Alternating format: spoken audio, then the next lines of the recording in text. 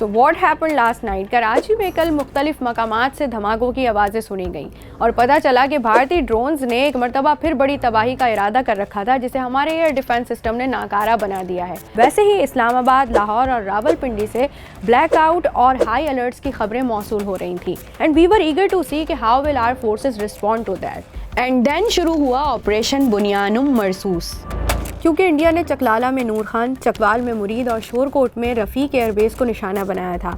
एक रिपोर्ट के मुताबिक Pakistan launched aerial attacks against multiple Indian military bases, जिसमें Udhampur, Pathankot, Adampur, Bhuj, Drangiyari artillery gun position, Uri field, Nagrota और ब्रह्मोस स्टोरेज बेस शामिल थे।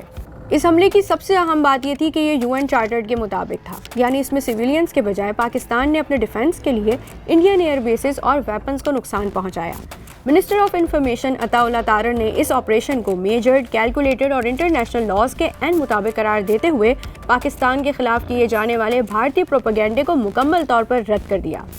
पाकिस्तान की इस जवाबी कार्रवाई के बाद ये सवाल उठने लगे कि अगर ये सिलसिला ऐसे ही चलता रहा तो दोनों ममालिक के दरमियान हालात मजीद कशीदा हो सकते हैं, क्योंकि इंडिया इस जवाबी कार्रवाई के लिए तैयार नहीं था। और पाकिस्तानी फोर्सेस के जवाब के बाद कर्नल सोफिया कुरैशी और विंग कमांडर विमिका सिंह ने ब्रीफिंग दी और कहा कि उधमपुर, पठानकोट, आदमपुर और भुज में भारतीय एयर बेसेस को लिमिटेड नुकसान पहुंचा है।